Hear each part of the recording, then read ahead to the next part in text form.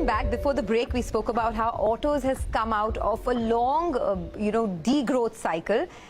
Rhythm of Morgan Stanley is with us, sitting here. Rhythm, what do you feel? You think that this is the time to buy? Yeah, I agree, actually. I think we've been in a 10-year down cycle, actually, not just 5.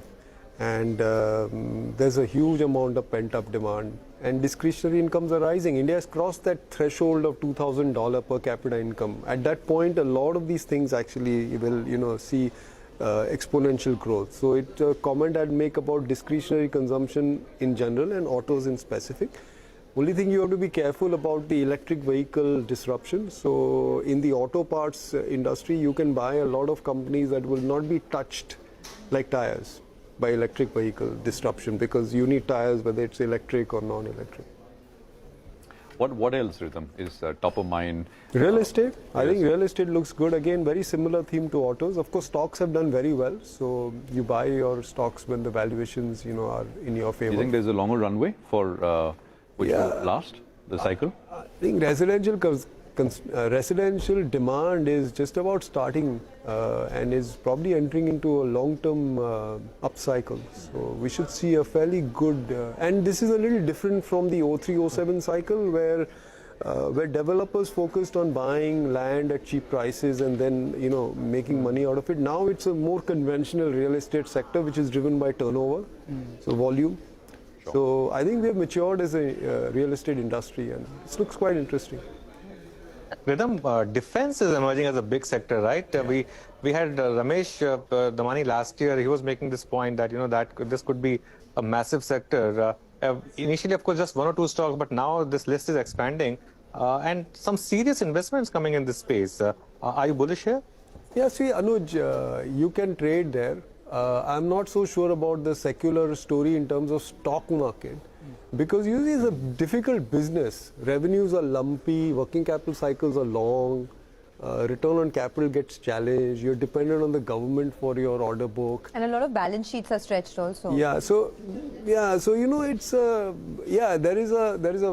there is a flavor right now which will probably go on for a while, and of course there is a story out there, but making money in the stock market is a little different.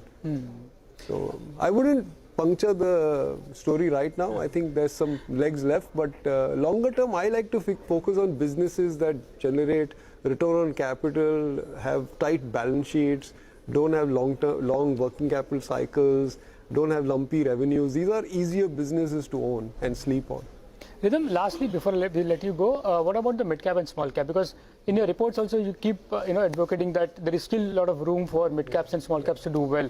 And there is a larger audience in CNBC who tracks mid-caps and small-caps. Yeah, so Nimish, when the profit cycle is on its ascent, it will favor mid-caps and small-caps. Those companies will obviously, now see, the share of profits were at the share of large company profits were elevated 2 years ago. Now that has corrected a fair bit. But I think mid-caps and small-caps will still grow faster. Is that what we saw in 2003, 2008? The mid-cap, small-cap party had a huge outperformance over absolutely, absolutely. Yeah. We saw that, and it is but natural, right? It's much easier to grow if you're a small company than if you're a large company. Also, the other thing is that in the last 10 years, when India was in a growth slowdown, large companies gained a lot of share because they didn't have balance sheet stress. A lot of small companies lost share because they had balance sheet stress. They had to deal with the GST transition. A lot of that is now in the bag. Okay, so we're wrapping up with the show. One word answer. Diwali is not too far away. So 19,000 on the Nifty or 17,000? Sonia, how does it matter what the index does? Stay put there, be a long-term investor. Equity is only for long-term investing, and the result will be good. I keep telling my folk, everybody is going to die, but dying poor is a sin.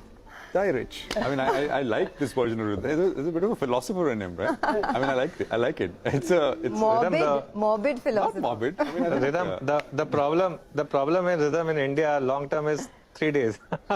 No, that's not true.